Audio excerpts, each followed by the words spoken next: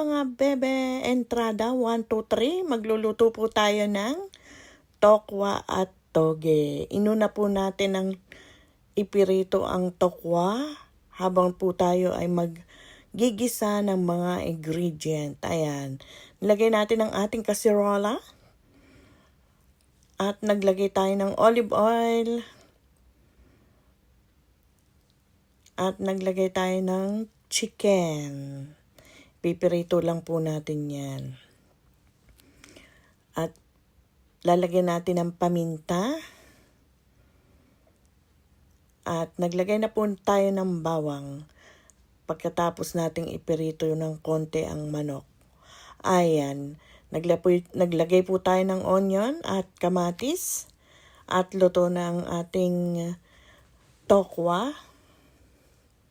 Hindi po tayo pwedeng magluto dito ng tokwat baboy. Kaya ganyan na lang po ang ating gawin. Nakakita po tayo ng toge. Ayan. Nagpabili po tayo.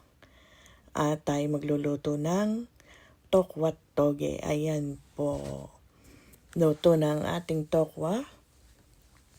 At ihuhulog na natin sa ating ginisa. Ayan. Imekos-mekos lang ng konti. At maglalagay po tayo ng pampalasa sa mga niluluto natin. Naglagay tayong oyster sauce, soya sauce. Tigko konti lang, kutob-kutob lang mga bebe. At aalat. Ayan, naglagay po tayo ng seasoning. At hinulog na po natin ang ating toge.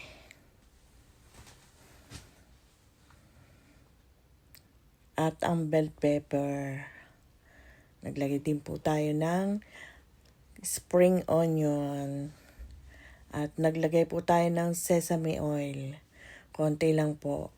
Ayan, luto na ang ating tokwa toge. Thank you for watching. Bye! Like and share and follow. Bukas po uli.